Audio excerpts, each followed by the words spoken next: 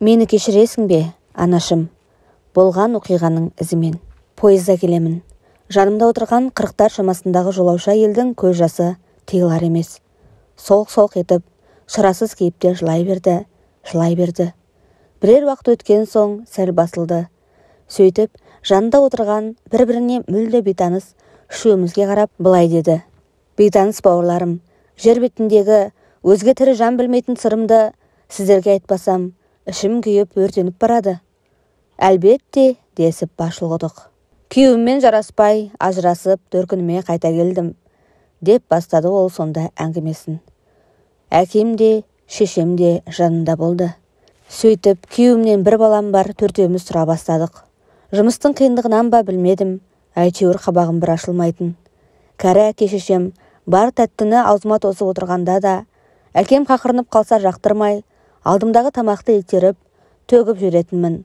Анам сол кезде қарғамай дейтін де, төгілген тамақты үнсіз жинап алатын.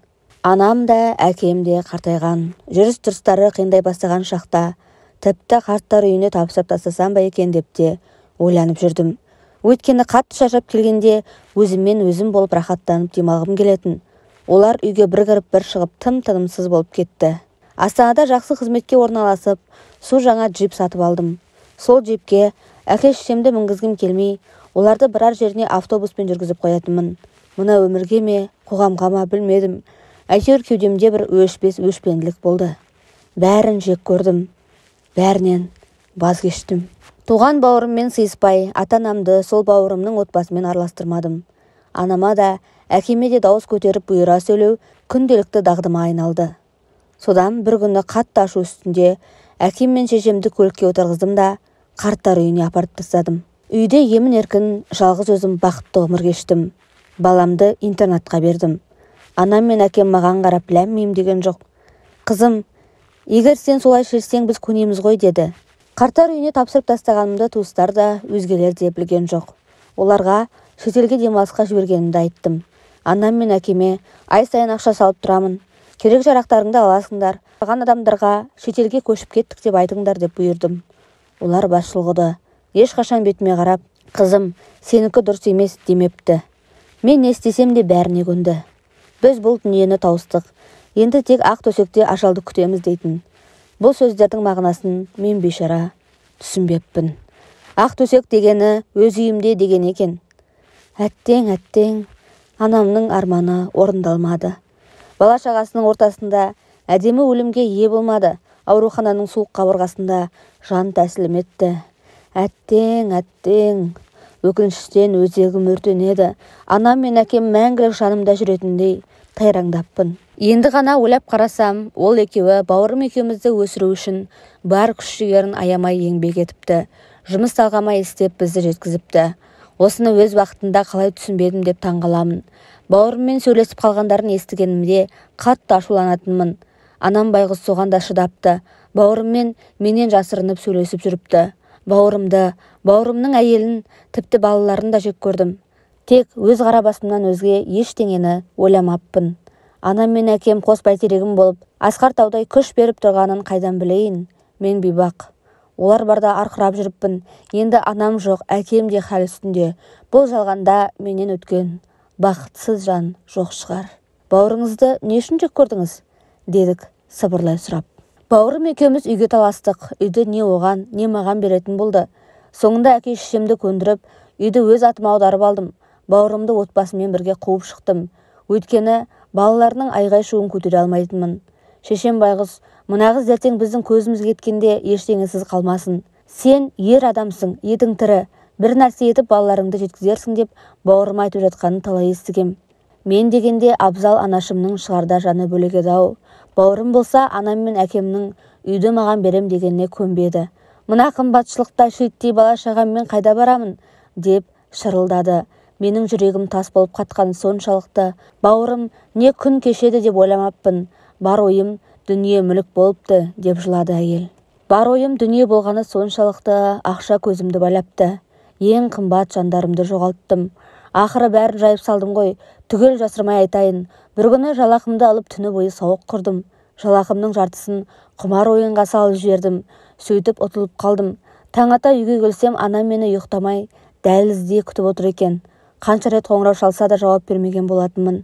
Қызым, аман екенсің ғой, құлыным, деп таяғына сүйеніп тұрып, алдымнан шыға бергенде анамды өтірік құшақтап, кеше түскен зейнетақысын алып жоғалған болатынмын.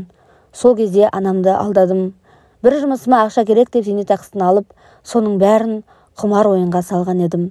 Анам сол ақшаны ешқашан даулап сұрамапты.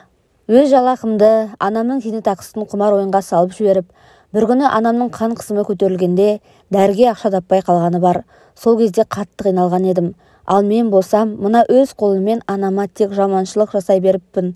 Бірақ ол кезде де анамның жанымда мәңгі жүрмейтінін түсінбедім. Еркелік өтті ме, не болған өзім де білмеймін. Қарт анам мен әкеме істемеген озбырлығым жоқ. Осы жерге жеткенде әйел өз-өзін ұстай алмай селкілдеп жылады. Кеше аяқ астынан анам жүрегі ұстап құлап қалды. Мен жұмыста едім. Тас болып қатып қалған жүрегім. Кезекші дәрігерлер ауруханадан қоңырау шалғанда еріп сала берген алқынып ауруханаға жеттім. Анам кереуетте жатыр екен. Көзі жұмулы. Кереуетке жетіп жығылып өкіре жыладым. Тастамашы, апа, тастамашы.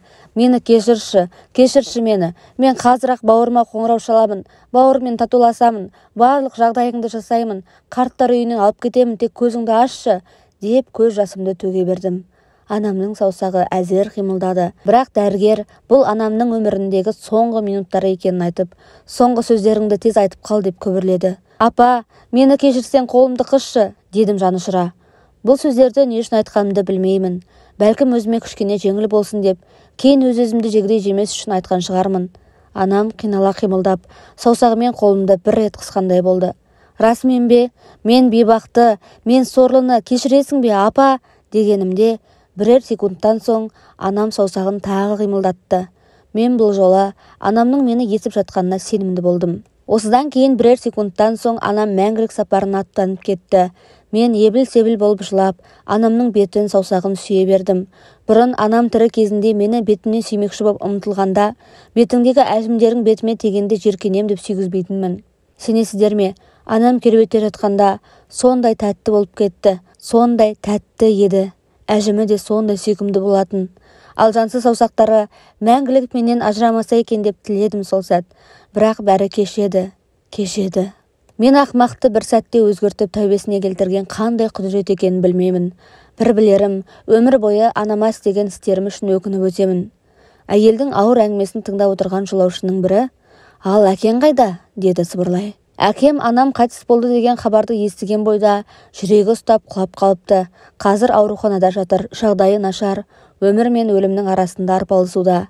Біз анамызды өзі туған Талдықорғанға жерлеу үшін алып келеміз. Анамның мүрдесі бауырымның көлігінде. Әкемді қарттар үйінен алып кетіп, көзімнің қарашығындай сақтайтын боламын, деді әйел. Бұл дүниенің мәні дүние мүлік ақша байлықта емес.